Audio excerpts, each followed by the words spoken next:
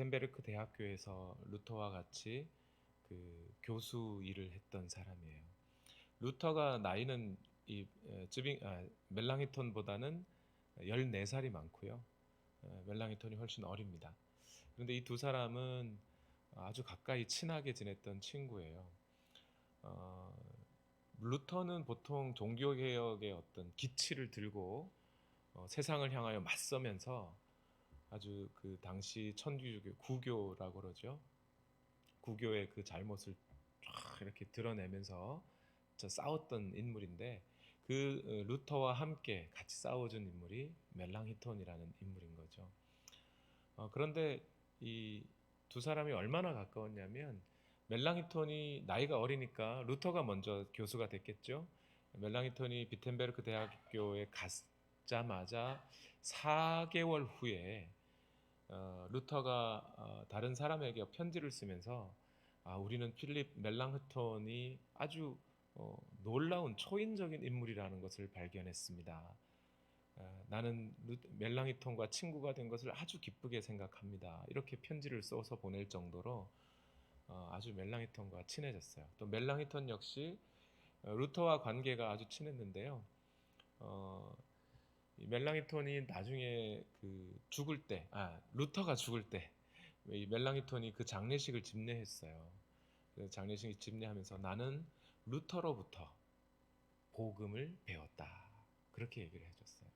또 나는 이 루터와 떨어지는 것을 택하느니 차라리 죽는 것을 택하겠다. 그런 얘기를 한 적도 있어요. 그 정도로 아주 두 사람이 가까웠는데 성격상은 참 많이 다르다고 합니다. 루터는 아주 활동적이고 강한 남자다운 면모를 보여줬던 사람인가 하면 반대로 이 멜랑히톤은 아주 부드럽고 친절하고 따뜻한 사람이었다고 그래요. 학자였던 거죠. 이 멜랑히톤은 어려서부터 아주 천재적인 두뇌를 가진 사람으로 유명했었는데요. 19살 때 벌써 그 당시 에라스무스라고 하는 당대 최고의 학자가 이 멜랑히톤의 글을 보면서 이야, 정말 대단하다, 훌륭하다, 그런 이야기를 할 정도로 아주 뛰어난 학자였고요. 또 설교도 아주 잘했는데요. 비텐베르크에서 학교에서 가르치면서 이 사람이 매주 설교를 했었는데 그분이 설교할 때마다 학생들이 약 1,500명에서 2,000명이 모였대요.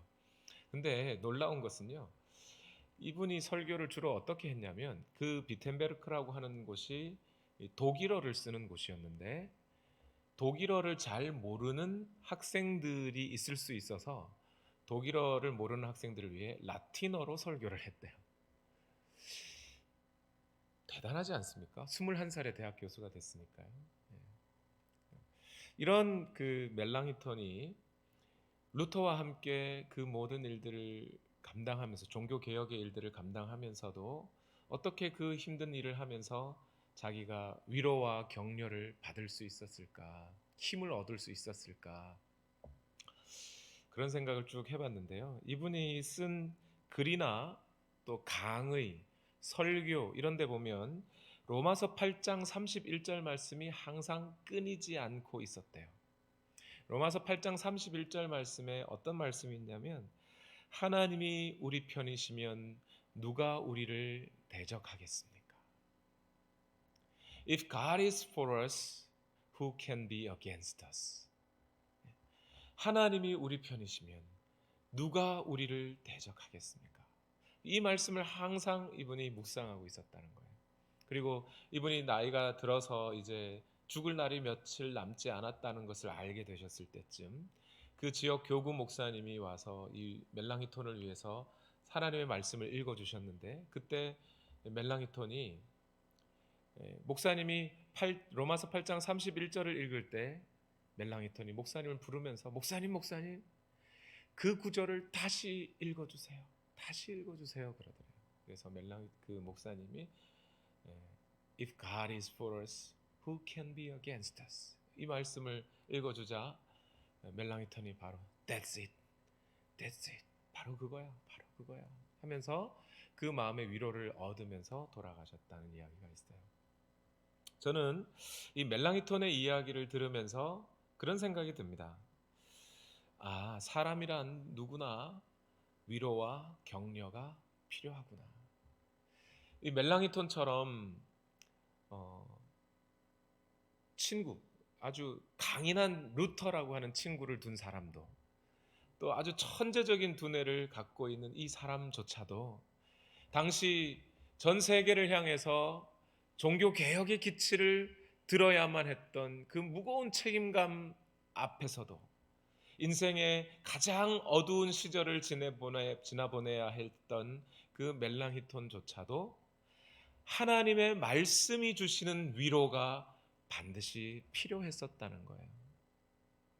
오늘 저와 여러분 로마서 8장 28절 말씀 오늘 읽었는데요. 로마서 8장 28절의 말씀을 함께 나누면서 이 시간 저와 여러분 안에 하나님이 주시는 큰 위로와 격려와 용기가 있으시기를 예수님 이름으로 축원합니다.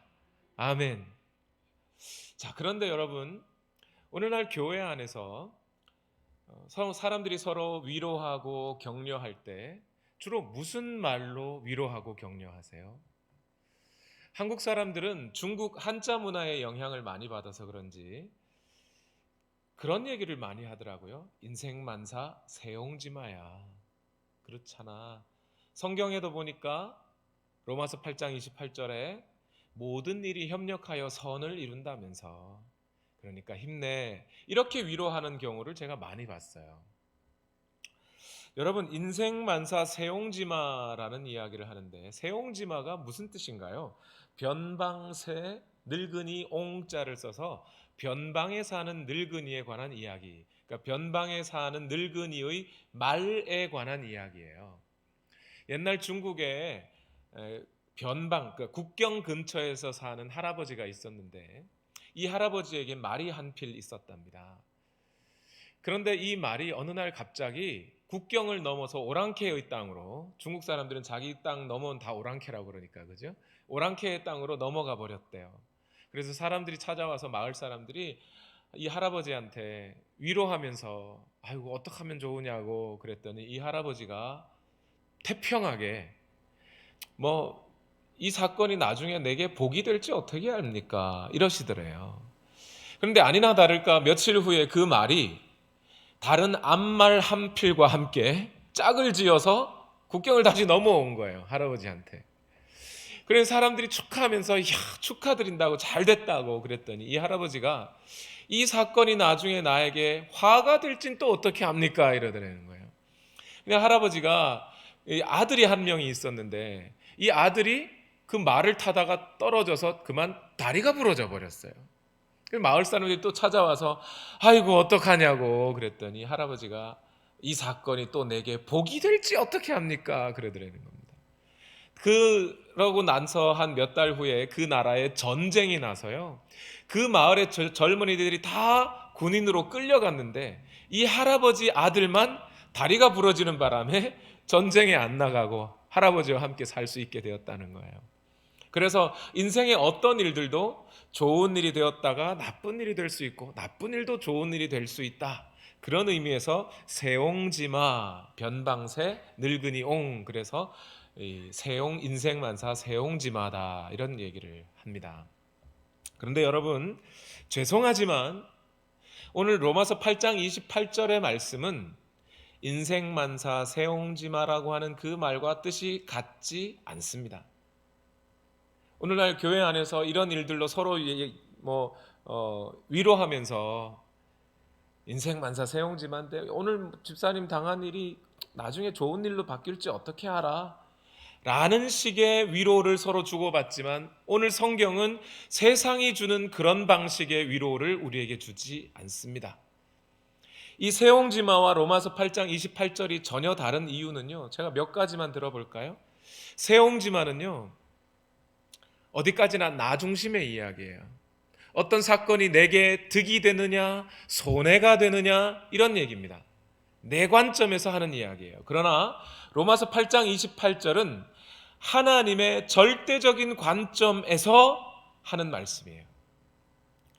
또 한 가지요, 세옹지마는 내게 어떤 일들이 이득이 되었느냐 손해가 되었느냐 하는 이야기입니다. 그러나 로마서 8장 28절은 내게 주어진 이 모든 일들이 하나님의 선, 하나님이 목표로 하시는 그 선을 향하여 나아가는 것을 말합니다. 예, 문을 좀 열어주시겠어요? 예. 세옹지마는요, 좋은 일이 나쁜 일이 될 수도 있고 나쁜 일이 좋은 일이 될 수도 있다고 하는 확률 몇 %예요? 반반이죠. 그렇죠? 50%의 이야기입니다. 그러나 로마서 8장 28절 오늘 우리가 읽은 말씀은 하나님께서 주관하시는 그 모든 일들이 선을 향해 달려간다라고 하는 100%의 이야기입니다. 그리고 무엇보다 세옹지마라는 말은요, 우연히 어떤 일들이 좋게도 될 수 있고 나쁘게도 될 수 있다는 얘기예요. 그렇죠? 그러나 로마서 8장 28절의 말씀은 그 배경에 누가 역사하고 계시다고요? 그 모든 일 가운데 하나님이 역사하고 하나님께서 그 모든 일들을 이끌어 가신다라는 뜻에서 로마서 8장 28절에 모든 일이 협력하여 선을 이룬다라고 얘기하는 거예요. 그러니 세옹지마라는 말이 주는 위로와 로마서 8장 28절 말씀이 주는 위로는 전혀 다른 얘기예요. 여러분, 그런 관점에서 로마서 8장 28절 말씀을 우리 다 같이 한번 읽어보실까요? 로마서 8장 28절입니다. 시작. 하나님을 사랑하는 사람들 곧 하나님의 뜻대로 부르심을 받은 사람들에게는 모든 일이 서로 협력해서 선을 이룬다는 것을 우리는 압니다. 이 구절의 말씀을 하나하나 꼬치꼬치 생각해 보면 이 말씀이 진심으로 우리에게 위로가 되고 격려가 되는 말씀이라는 것을 여러분 아시게 될 거예요. 먼저 여러분, 오늘 본문을 이렇게 읽으시면서 제가 지금 설명한 것과 뭔가 다른 포인트가 있는 것을 발견하실 수 있을 거예요. 그게 뭐냐면 모든 일이 협력해서 선을 이룬다 이렇게 돼 있잖아요. 그죠? 근데 저는 지금 뭐라고 설명했죠? 모든 일 위에 누가 역사하신다고요? 하나님이 역사하고 계신다 이렇게 설명을 했잖아요. 근데 여기 문장의 주어가 보니까 하나님이가 주어가 아니고 모든 일이 주어예요. 그죠? 그럼 모든 일이 서로 이렇게 짜맞춰져서 간다는 뜻인 것처럼 우리는 보게 됩니다. 그런데 이 문장이 그런 문장은 아니에요. 헬라어로 쭉 읽어보니까요. 제가 읽어보니까 가능은 해요. 그러니까 하나님이 주어가 될 수도 있고요. 그러니까 하나님이 모든 일을 협력하게 하셔서 선을 이루어 가십니다. 이렇게 해석해도 되는 문장이고요. 또 모든 일이라는 것을 주어로 만들어서 모든 일이 협력하여 선을 향하여 갑니다 라고 이렇게 문장을 해석해도 가능한 얘기예요. 헬라어 원어로는요. 그런데 우리가 로마서 8장 전체를 읽어봐서 알지만 로마서 8장 우리가 지금 읽고 있는데 로마서 8장 전체의 말씀이 뭐였어요? 우리의 모든 구원을 이루시는 분이 누구시라고요? 하나님이시라고요. 우리가 잘났든 못났든 우리가 착하든 나쁘든 율법을 잘 지켰든 못 지켰든 우린 모든 사람이 하나님 앞에는 죄인이지만 그러나 하나님께서 예수 그리스도의 그 십자가의 죽으심과 예수 그리스도의 의를 우리에게 덮어 씌워 주심으로 말미암아 우리는 하나님 앞에 의인이 되었고 그렇게 의롭다고 인정함을 받은 사람은 마지막 최후의 심판에 벌을 받지 않을 것이다 라는 게 로마서 8장의 이야기잖아요. 그래서 그리스도 예수 안에 있는 자에게는 결코 정죄함이 없나니로 시작한 게 로마서 8장이에요. 아니 로마서 8장뿐만이 아니라 로마서 전체가 하나님의 주권, 하나님이 우리의 구원을 이루어 가신다라고 하는 것을 선포하는 게 로마서 전체의 이야기예요. 그러니까 오늘 우리 본문에서 All things work together for good, 모든 일이 협력하여 선을 이룹니다 라고 하는 이 문장을 왜 우리가 굳이 all things를 주어로 생각해야 되겠어요? 그럴 필요가 없죠. 하나님이 그 모든 일 위에 역사하고 계십니다 라고 이해하는 것이 맞는 거예요. 그래서 여러분 오늘 이 본문을 읽으면서 저와 여러분이 마음속에 갖고 있어야 되는 생각은요, 무슨 얘기예요? 모든 일이 선한 게 아니에요. 모든 일이 좋은 게 아니에요. 좋은 일이 나빠지기도 하고 나쁜 일이 좋아진다는 게 아니에요. 나쁜 일은 나쁜 거고 좋은 일은 좋은 거예요. 그러나 그 모든 일들을 선하게 이끌어 가시는 전능하신 하나님이 우리의 편이라는 사실을 기억하시는 것이 중요한 거죠. 그러한 말씀으로 이 본문을 읽을 때 이 말씀은 우리에게 크게 격려가 되고 위로가 되는 겁니다. 두 번째, 오늘 또 어떤 단어가 보이냐면 모든 일이라는 단어예요. 모든 일. 헬라어로는 판타 이렇게 쓰여져 있는데, 여러분, 이 모든 일은 뭘 포함하는 걸까요? 모든 일 속에는 뭐도 들어있어요? 좋은 일도 들어있겠지만 나쁜 일도 들어있겠죠. 내게 유익이, 이득이 되는 일도 있겠지만 손해가 되는 일도 있겠죠. 내가 돈을 많이 벌 수 있는 그런 일들도 있겠지만 돈을 잃는 일도 있을 거예요. 내가 잘 되는 일도 있을 수 있지만 내가 고난을 당하고 사람들로부터 오해를 받고 비난을 듣고 때로는 슬픔을 당해야 하는 일도 그 속에는 포함되어 있겠죠. 아이들이 새로 태어나서 기쁘고 즐거운 일도 있겠지만 가족들 중에 누군가가 죽어서 슬픔을 당하게 되는 일도 있을 거예요. 그러나 그 모든 일이 어떻게 된다고요? 선을 향하여 가게 되어 있다라는 거죠. 특히 여기 있는 이 모든 일들은요, 단순히 우리에게 일어나는 몇 가지 일만을 얘기하는 게 아니라 이 우주 전체에서 일어나는 그 모든 일들을 다 말해요. 여러분, 제가 올 초에 구정 때였던 거, 설날 때쯤 됐던 것 같아요. 설날 때쯤 돼가지고 가게를 좀 가보려고 가서 뭐 먹을 것도 좀 사고 하려고 아내와 같이 홍콩 마트를 간 적이 있어요. 요 근처에 갔더니 사람들 막 미어 터지더라고요. 근데 그 무렵에 무슨 뉴스가 있었냐면 중국 우한이라는 곳에서 코로나 바이러스라는 것이 터졌다는 뉴스가 들은 지 하루인가 이틀인가 됐을 무렵이에요. 제가 왜 거기 갔겠어요? 그 코로나 바이러스가 중국 우한에서 터졌다는 그 사건이 미국 여기까지는 영향을 미칠 거라고 생각지 못했던 거죠. 그죠? 근데 오늘 우리는 지금 몇 달이 지나서 그 코로나 바이러스의 영향으로 지금 이렇게 많은 사람과 우리 교회도 많은 성도님들이 온라인으로 예배를 드려야 되고 몇 분만 이렇게 예배당에 나오셔서 예배를 드리는 이런 상황에 처해져 있는 거죠.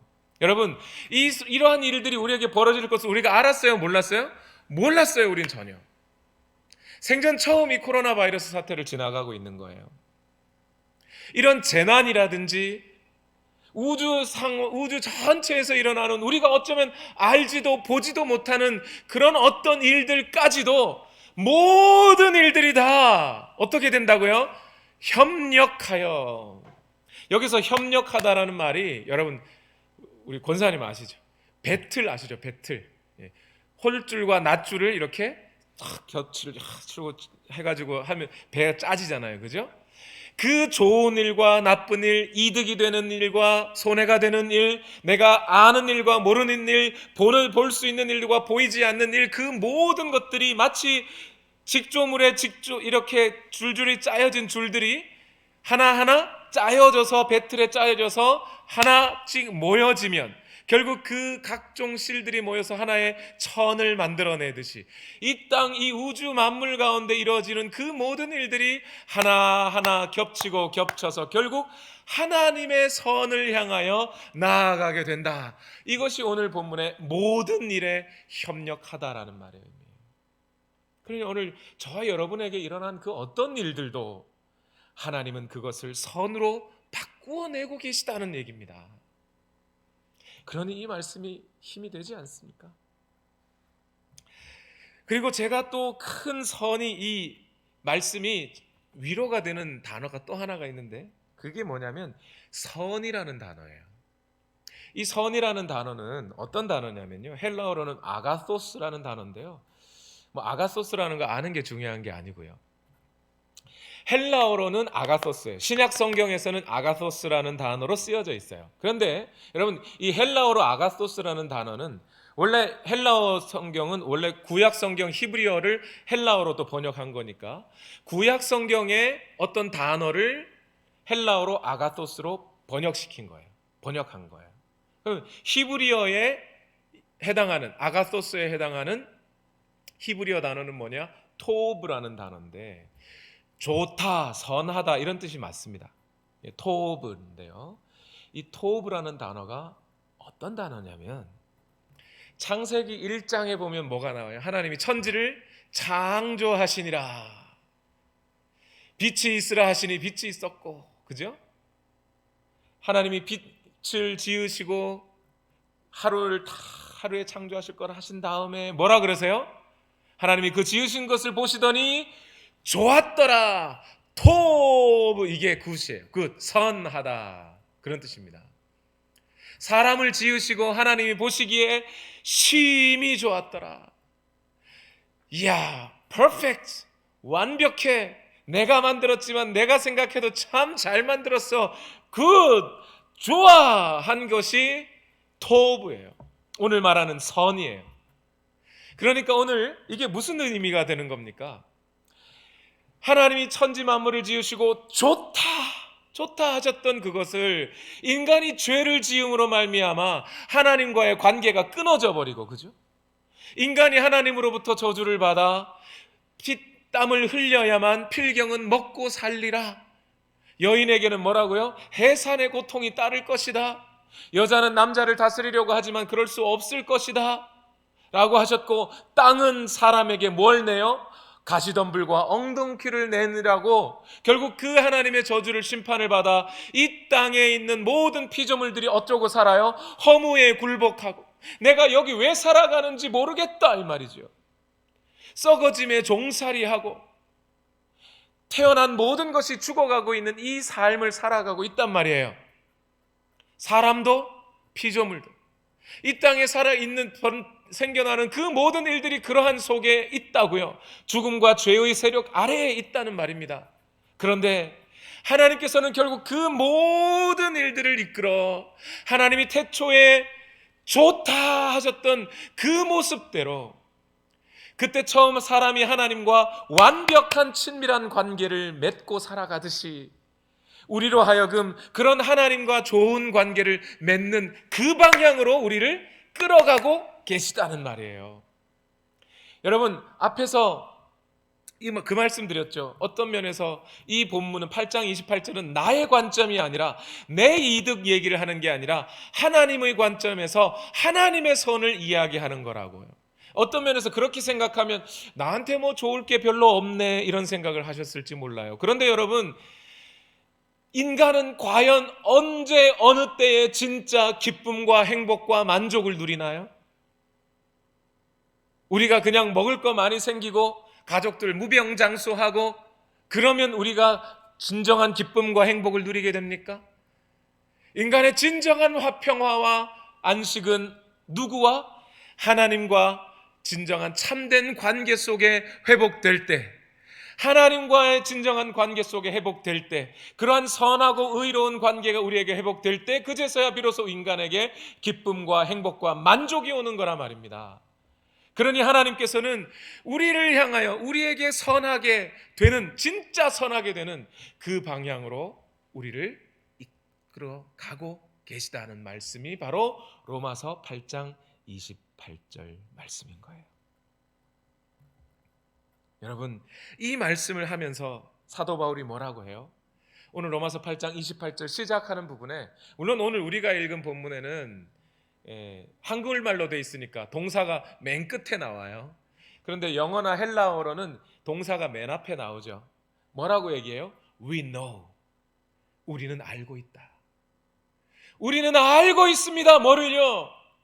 하나님께서 이 모든 일들을 선의 방향으로 우리를 인도하고 계시다는 것을 우리는 알고 있습니다.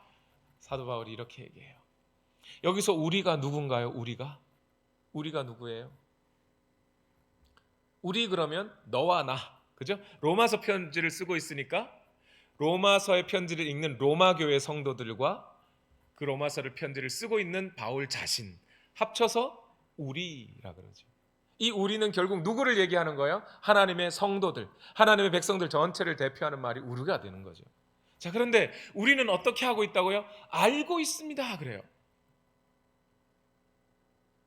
여러분, 로마 교회가, 이 로마서의 편지를 받고 있는 로마 교회가 어떤 교회입니까? 로마 교회 한번 생각해 보세요. 몇 명 모였을 것 같으세요? 설교자가 있었을까요? 그들에게는 그저 사도 바울이 편지를 써서 보내주면 그 편지를 읽어보는 사람들밖에 없었어요. 로마 교회는 말입니다. 읽어줄 수밖에 없는 사람. 그리고 로마 교회는 인원이 많아야, 아주 많아야 100여 명 되었을까 이렇게 생각합니다. 오늘날 한국 교회처럼 수천 명, 수만 명 모이는 교회가 아니에요. 왜냐하면 그 사람들이 어디서 모여요? 이런 빌딩, 좋은, 우리 교회 같은 빌딩만 해도 아주 좋은 빌딩이에요. 그 사람들은 개인 집에서 모였어요. 집에서 아무리 커봐야 30명, 많아야 50명, 들어가면 뽀글뽀글한 사람들만 거기 모여 앉은 거예요. 그 구성원들은요, 로마서 16장 맨 마지막 장에 보면 로마 교회 성도들의 이름과 직업 같은 것들이 쭉 나와요. 절반 정도가 노예거나 노예였던 사람이에요. 많아야 상인들이에요. 자유민으로 사는 사람. 귀족은 별로 보이지도 않아요. 여러분, 로마라고 하는 당시 최고의 나라, 지금 미국이 갖고 있는 힘보다 그 당시 로마가 갖고 있었던 힘이 훨씬 더 컸던 그 당대 최고의 나라가, 그 나라 안에서 고작 몇십 명 모여 살고 있는 로마 교회 성도들, 그나마도 대부분 노예였거나 노예에서 이제 막 해방된 사람들, 그나마도 그 안에 이방인과 유대인의 갈등이 있어서 서로 반목하며 서로를 미워할 수밖에 없는 그런 운명을 타고난 사람들, 그 사람들이 모여서 교회를 이루고 살아가요. 얼마나 연약합니까? 얼마나 걱정이 많겠습니까? 얼마나 두렵겠습니까? 얼마나 그 사람들 사이에서 아픔이 많겠습니까? 얼마나 갈등이 있겠습니까? 그 갈등 속에서 에이, 우리 뭐 굳이 같이 살아. 유대인들 가서 당신들대로 교회 만들고 우리는 이방인들끼리 모여서 교회 만들고 살아. 됐어, 그만. 이렇게 할 수도 있는 사람들이 그렇게 하지 않고 그래도 하나님 말씀 붙잡고 살면서 살아가면서 근데 저 이방인들 때문에 어떡하지? 저 유대인들 때문에 어떡하지? 서로 하나가 되지 못해 갈등하고 미워하는 그 마음속에 살아가고 있는 그 로마 교회의 성도들을 향하여 사도 바울이 얘기하는 거예요. 우리는 알고 있습니다. 당신과 우리 사이에 일어나고 있는 수많은 어떤 어려움과 고난과 박해와 로마 사람들이 주는 멸시와 조롱과 우리 사이에 있는 이 모든 갈등들도, 이 모든 얽히고 설킨 갈등들도 결국 하나님의 선으로 인도될 것이지 않습니까? 그것을 믿으니 우리 서로 좀 힘내고 위로받고 격려받고 그렇게 함께 또 살아가 봅시다 하는 그 마음이 로마서 8장 28절의 마음에 들어가 있는 거예요. 여러분, 오늘날 젊은 사람들이 이혼을 합니다. 이혼하면서 가장 큰 이유가 뭔지 아세요? 젊은 부부들이 이혼하면서, 제가 잘은 모르지만 조사에 따르면 약 50% 이상의 이혼한 부부들이 다 성격 차이 때문에 이혼한다고 그래요. 그게 무슨 말이겠어요? 그냥 서로 데이트할 때는 좋아가지고 서로 하룻밤도 같이 떨어져 있으면 못 살 것 같아가지고 결혼을 했는데 살아보니까 내가 가장 싫어하던 것이 상대방에게 있고 상대방이 가장 싫어하는 성격이 나한테 있고 그래서 같이 살기가 어렵다 이 말이잖아요. 서로가 서로에게 아픈 말을 주고받고 미워하고 멸시하는 그런 태도들이 항상 보이는, 아이 우리 안 보고 살면 그만이지 뭐. 너 2층에서 살아, 난 1층에서 살게. 지나가다가 부엌에서 마주쳐도 말 한마디 안 하고 그렇고 살다가 에이 이혼해, 이렇다는 거 아닙니까? 저는 그들 중에 그리스도인들이 좀 별로 없었으면 좋겠어요. 왜요? 오늘 이 말씀 속에는, 로마서 8장 28절 말씀 속에는 그런 일들까지도 다 바꾸어 서로를 미워할 수밖에 없는 그런 상황 속에 있는 가족들이라 할지라도 그러한 삶조차도 우리가 그냥 견디지 못해서 그냥 안 보고 사는 게 아니라 그래도 예수 그리스도의 사랑과 은혜를 인하여 그래도 같이 살아보려고 하는 그 마음 속에 하나님께서는 그 일들까지도 하나하나 바꾸어서 선으로 바꾸어내고 계시다는 것을 믿으라는 거예요. 남들보다 못한 가정 환경 때문에 고생하고 힘들어서 사람들로부터 멸시를 받고 사는 분들, 또는 이런저러한 사건과 사고들 때문에 신체에 어떤 장애를 얻어서 살아가고 계신 분들, 잘 살고 지금까지 별 문제 없다가 갑자기 큰 질병을 얻어서 오늘 내일 내 목숨이 끊어질지 모른다고 위태위태하게 생각하는 분들이요. 여러분, 그 모든 일들조차도 하나님께서는 지금 우리가 하나님과 처음 태초에 맺었던 그 하나님과의 친밀한 관계를 향하여 우리를 인도하고 계시다는 사실을 여러분 믿으시라는 거예요. 하나님이 그렇게 인도하고 계시단 말입니다. 그런데 여러분, 이런 모든 일들이, 이런 하나님의 그 위대하신 복이 누구에게 주어진대요? 오늘 보니까 오늘 뭐라 그래요? 로마서 8장 28절 다시 읽어봅시다. 시작. 하나님을 사랑하는 사람들, 곧 하나님의 뜻대로 부르심을 받은 사람들에게는, 누구에게 이 복이 주어진다고요? 하나님을 사랑하는 사람들. 여러분께 질문합니다. 여러분, 하나님을 사랑하십니까? 아멘. 예. 성경에 그런 말씀이 있어요. 사랑은 여기 있으니 우리가 하나님을 사랑한 것이 아니요 하나님이 먼저 우리를 사랑하사 자기 아들을 내어주신 것이다. 이게 진짜 사랑이네요. 여러분, 다시 질문할게요. 여러분, 하나님을 사랑하십니까? 그래도 사랑하신다고 말씀하시니 감사합니다. 오전에 제가 여쭤봤더니 두 번째 질문할 땐 소리가 좀 줄어들더라고요. 여러분, 그러면 오늘 하나님을 사랑하는 사람들에게는 이 복이 주어진다 그러니까, 아니 그러면 하나님 사랑한다고 할 때는 그냥 모든 일이 선하게 잘 되더니 하나님을 안 사랑할 때는 나빠지고 뭐 그런다는 얘기인가요? 나는 하나님 사랑하기도 하고 안 사랑하기도 하니까 뭐 그렇겠습니까? 그런 뜻이 아니에요. 여러분, 하나님을 사랑한다는 게 뭡니까 도대체? 뭐가 하나님을 사랑하는 겁니까? 여기서 하나님을 사랑한다는 게 무엇인지를 여러분 조금 더 구체적으로 우리가 알 필요가 있어요. 하나님을 사랑하지 않는다는 건 그럼 뭘까요? 무엇은 하나님의 사랑이 아닐까요? 여러분, 우리가 하나님을 사랑한다는 것은 우리가 하나님의 필요를 채워드린다는 뜻이 아닙니다. 오늘날 젊은 사람들 결혼할 때 결혼 상담 같은 거 하면 너는 어떤 사람을 만나고 싶니? 이러면 부족한 부분을, 상대방이 부족한 게 있으면 내가 그거 다 채워주고 그 사람도 나의 부족한 걸 채워줘서, 그래서 이렇게 톱니바퀴 맞듯이 딱 이렇게 맞춰질 수 있는 사람이면 참 좋겠어요. 그런 얘기를 합니다.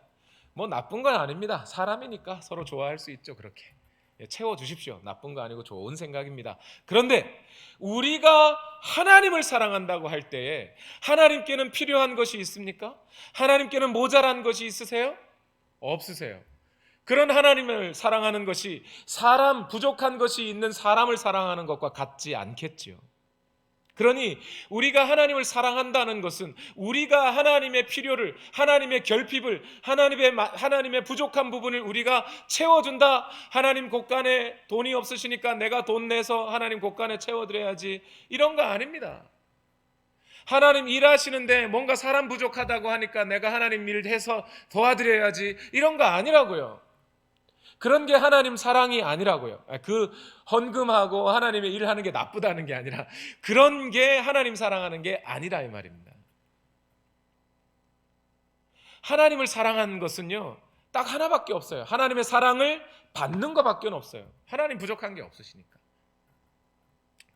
또 한 가지, 하나님을 사랑한다는 것은 하나님이 주시는 선물을 좋아한다, 기뻐한다라는 것과는 다른 얘기예요. 하나님이 주신 것, 하나님이 내게 가족 주신 거, 하나님께서 내게 뭐 직장 주신 거, 하나님께 내게 돈 주신 거, 하나님께서 내게 구원 주신 거, 이런 것들을 나는 좋아하고 살면 되지, 이게 하나님을 사랑하는 것이 아니라고요. 무슨 소리입니까 이게?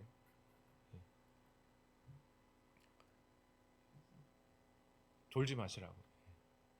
이게 하나님을 사랑하는 게 아니라는 거예요. 여러분 왜 그럴까요? 제가 아이들에게 좋은 선물을 하나 해줬는데 아이들이 그 선물 받자마자 딱 들고 집에 들어가가지고 방에 들어가서 안 나와요. 아빠랑 얘기도 안 해요. 그거만큼 서운한 게 없죠. 부모의 입장에서. 하나님께서 우리에게 구원을 주시고 하나님께서 우리에게 잘 살아갈 수 있도록 은혜와 복을 허락해 주셨는데도 불구하고 우리가 하나님께서 주신 선물만 받아가지고 살면서 하나님은 외면해버리면 그것만큼 신성모독도 없는 거죠. 또 한 가지, 하나님의 계명을 지킨다는 것도 하나님 사랑하는 게 아니에요. 그러니까 하나님 계명 지키는 게 잘못되었다는 게 아니라 하나님 계명 지키는 것 이꼬르 하나님 사랑이 아니라고요. 하나님이 맡기신 사명을 완수하는 것도 하나님 사랑과 같은 게 아니에요. 여러분 요한복음 4장 21절에 분명히 이렇게 말씀하십니다. 내 계명을 받아서 지키는 사람은 나를 사랑하는 자요, 이렇게 말씀하셨어요. 분명히 그렇게 말씀하셨습니다. 계명 지키십시오. 그런데 그 계명을 지키는 것과 하나님을 사랑하는 것이 동격은 아니란 말입니다.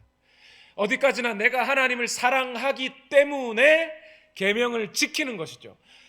계명을 지키는 것은 하나님을 사랑하는 것으로부터 나온 열매입니다. 결과예요. 그것이 하나님 사랑이 아니에요. 만약 우리가 이것을 혼동하게 되면 우리는 가식적이고 위선적인 사람이 되어버립니다.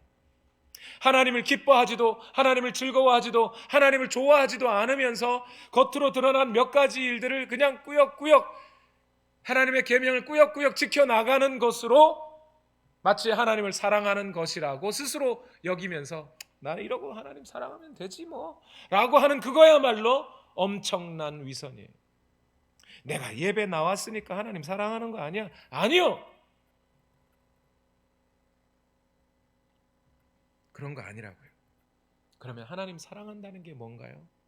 하나님 사랑한다는 건요, 감정적인 것도 아니고 기분 좋을 때 좋다 그랬다가 싫으면 싫다 그랬다 하는 그런 감정적인 것도 아니고 겉으로 드러나는 어떤 외식적인 행위도 아니에요. 하나님을 사랑한다는 것은 우리 마음에 있는 하나님을 향한 태도를 말합니다.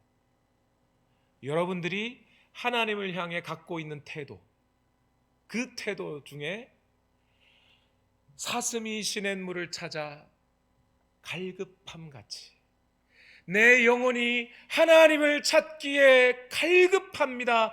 하나님을 향하여 갈망합니다. 이것이 하나님을 사랑하는 거예요. 왜 하나님을 갈망해요? 하나님이 가장 좋은 분이시기에, 하나님이 가장 가치 있는 분으로 내가 알고 있기에 그 하나님을 사랑합니다. 이것이 하나님을 사랑하는 거예요. 하나님을 찾고 하나님을 갈망하고 하나님만을 최고의 가치로 여기며 하나님만을 기뻐하고 그 하나님만으로 만족하며 하나님을 존중하고 하나님을 경외하는 것, 이것이 하나님을 사랑하는 거예요. 그 마음이 있는, 그런 하나님을 찾고 찾아 하나님으로 만족하는 그 모든 마음을 가진 여러분, 그분들에게 이 복이 임하는 것이라는 겁니다. 두 번째, 오늘 본문은 또 뭐라고 했어요? 하나님을 사랑하는 자, 곧 하나님의 뜻대로 부르심을 받은 자들에게, 이렇게 말씀하죠. 곧이라는 말은 즉이라는 말이에요. 하나님을 사랑하는 자, 즉 that is 하나님의 뜻대로 부르심을 받은 자. 부르심 받은 자들은 다 어떨 거라는 거예요? 하나님을 사랑하는 자가 될 것이라는 얘기죠. 여기서 부르심이란 바로 다음에 나오는, 오늘 로마서 8장 28절을 읽었는데 바로 다음에 나오는 8장 30절에 그 부르심을 말해요. 8장 30절에 읽어봅시다. 시작. 그리하여 하나님께서는 이미 정하신 사람들을 부르시고 또한 부르신 사람들을 의롭게 하시고, 이래요. 부르셨다 그러죠. 부르셨다. 하나님께서 창세 전부터 예정하셨던 사람들을 역사 가운데 불러내셨어요. 구원으로 초청하셨어요. 구원으로. 그래서 오늘 저와 여러분이 예수 그리스도께서 나를 대신하여 죽으시고 내 죄를 담당하여 주시고 그분의 의가 내게 주어져서 우리는 하나님 앞에 의로운 자가 되었다라고 믿고 마지막 날 최후의 심판에서 건짐을 받을 것이라고 믿고 하나님을 섬기는 저와 여러분 모두가 바로 이 사람들을 얘기하는 거예요. 부르심 받은 자들. 그래서 오늘 이 세상 가운데 저와 여러분을 맞서서 일어나는 against you 일어나는 그 모든 일들 때문에 잠시 우리가 감정적으로 실수하고 실망하고 흔들릴지 몰라도 저와 여러분이 이 구원으로의 하나님의 초청을 듣고 그래서 하나님을 사랑하고 살아가는 이 모든 사람들에게 그들에게 일어나는 모든 일들이 협력하여 선을 이루게 된다는 겁니다. 성경 속에 수많은 인물들이 이 사실을 증명해 주고 있어요. 이번 주간에 여러분 매일 성경 읽으셨나요? 그 매일 성경의 이번 주간의 주제가 누구에 관한 말씀이었어요? 요셉에 관한 말씀이었어요. 그죠? 제가 지금 오늘까지 포함해서 세 번째로 요셉에 관한 이야기를 드려요. 첫 주에 요셉에 관한 이야기를 꺼낼 때 무슨 얘기로 말씀을 드렸어요? 요셉의 인생 가운데 가장 힘들었던 것은 앞이 보이지 않는 막막함. 그게 가장 힘들었을 것이다. 두 번째, 지난주에는 무슨 얘기를 나눴어요? 그 막막함 속에 요셉조차도 어떻게 기도해야 좋을지 알지 못할 때가 있었을 것이다. 오늘 본문은 뭐겠어요? 오늘 요셉은 그러나 그 모든 상황을 하나님은 요셉과 그 가정과 결국 이스라엘이라는 민족을 위하여 그 선을 향하여 그 요셉의 인생을 바꾸어 가셨다. 이것이 그 요셉의 인생이죠. 그 요셉의 인생이 오늘 로마서 8장 28절의 말씀을 증명해 주고 있는 거예요. 여러분, 요셉의 인생을 관통하면서 요셉의 삶을 해석하고 바꾸어 우리에게 전해주는 구절이 하나가 있어요. 창세기 45장 7절 말씀입니다. 다 같이 읽어봅시다. 시작. 하나님이 나를 형님들보다 앞서서 보내신 것은 하나님이 크나큰 구원을 베푸셔서 형님들의 목숨을 지켜주시려는 것이고 또 형님들의 자손을 이 세상에 살아남게 하시려는 것이었습니다. 여러분, 지금 요셉 자신이 자기 인생을 이렇게 해석하고 있어요. 요셉이 뭐라 그랬어요? 지금 하나님이 나를 이집트로 보내셨다 이래요. 요셉의 인생을 한번 살펴보세요. 하나님이 요셉을 이집트로 보내셨어요. 어떤 경우의 수들이 막 마주쳐야 요셉이 이집트로 오나요? 먼저 야곱이 요셉을 낳아야 되죠. 형님들 다 낳고 11번째 아들로 요셉을 낳았어요. 자, 그 다음에 야곱이 요셉을 특별히 사랑했어요. 그리고 요셉에게 채색옷을 입혔다 그랬어요. 그 덕분에 형님들이 요셉을 좋아해요, 싫어해요? 싫어해요. 죽도록 싫어해요. 형님들이 요셉을 좋아했으면 이집트로 올 일이 없었겠죠. 그죠? 형님들이 양을 치러 나갔습니다. 아버지 야곱이 요셉을 형들에게 보내요. 가서 형들과 양들이 잘 있는지 보고 와라. 안 보냈으면 요셉이 이집트 안 갔을 거예요. 갔습니다. 가는 길에 형들이 먼저 요셉을 발견해요? 요셉이 형을 발견해요? 형들이 먼저 발견해요. 왜요? 요셉이 채색 옷을 입었거든요. 멀리서도 티가 나. 형들이 나중에 발견했으면, 요셉이 먼저 형들 발견했으면 형들이 음모를 꾸미지 않았을 거예요. 근데 형들이 먼저 보고 음모를 꾸미죠. 저놈 죽여버리자. 그때 르우벤이 말려요. 맏아들이 죽이지는 말자. 만약 그 형들이 요셉을 죽여버렸으면 이집트로 못 갔죠. 그죠?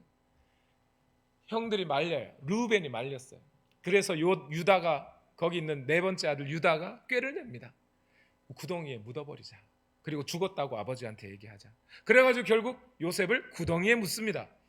구덩이에 묻은 요셉을 누가 발견해요? 미디안 상인이 발견해요. 미디안 상인들이 발견해서 그를 요셉으로 옮깁니다. 여러분, 이 모든 요셉에게 주어진 그 모든 악한 일들이, 왜 하필 아버지는 나를 특별히 사랑해서 형들로부터 미움받게 하고 채색옷을 입게 하고 이렇게 곤경에 처하게 된다, 이집트에 가게 됐잖아요. 그 모든 악한 일들이 요셉에게 주어졌단 말이에요. 그런데 요셉은 그걸 뭐라 그래요? 하나님이 나를 이집트에 보내셨다. 여러분, 그래서 결국 어떻게 됐다는 말이에요. 창세기 50장 20절에 형님들은 나를 해치려고 하였지만 하나님은 오히려 그것을 어떻게 하셨어요? 선하게 바꾸셔서, 그 모든 악한 의도들도 결국 하나님이 선하게 바꾸셔서 나도 구원하시고 우리 모든 가족도 구원하시고 가뭄에서 살아나게 하셨을 뿐더러 이제 이집트에서 살아남아 요셉의 인생을, 요셉 이후에 그 이스라엘 백성들은 이집트에서 400년을 살아요. 그 400년의 약속이 원래 누구에게 했어요? 아브라함에게 하나님이 하셨던 약속이었어요.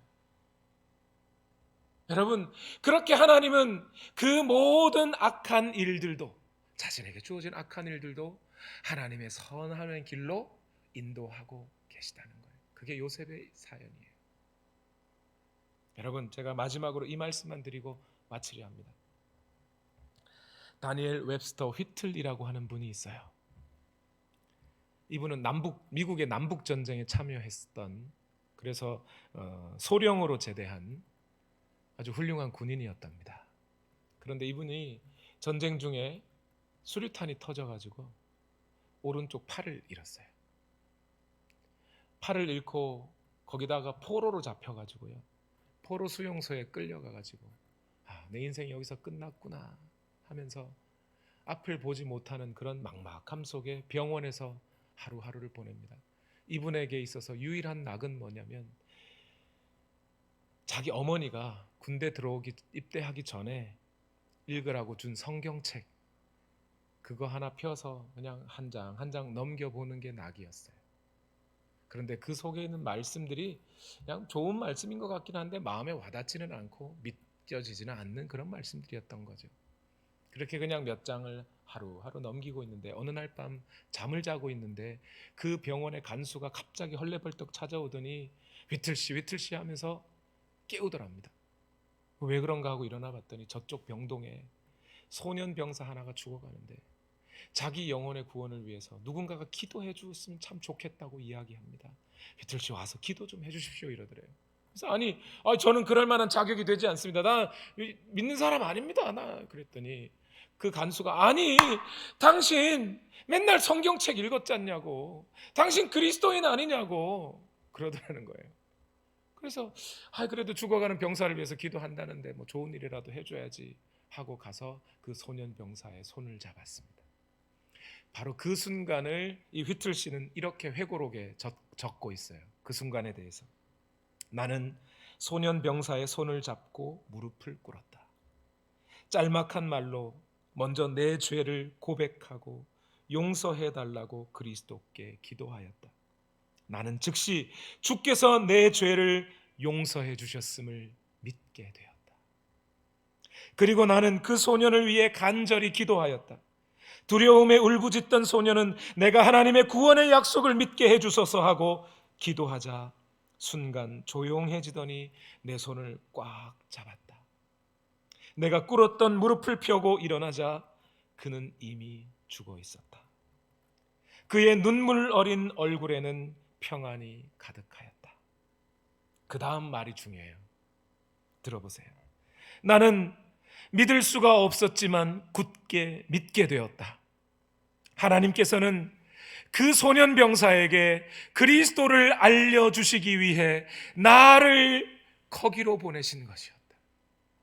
그리고 나를 통하여 그리스도의 보혈의 공로로 죄사함의 선포를 하신 것이었다. 여러분, 이 휘틀 씨가요, 나중에 제대해서 드와이트 무디가 인도하는 복음 선교단에 들어갑니다. 그리고 그때 자신의 자신을 불러주신 하나님의 사랑을 기억하며 찬송시를 썼어요. 그 찬송시의 가사가 이겁니다. 하나님의 은혜로 있을 데 없는 자 왜 구속하여 주는지 난 알 수 없도다. 그러나 내가 믿고 또 의지함은 내 모든 형편 아시는 주님 늘 보호해 주실 것을 나는 확실히 아네. 그 복이 저와 여러분 안에 풍성하게 임하시기를 예수님 이름으로 축원합니다. 우리 함께 이 찬양 부르십시다.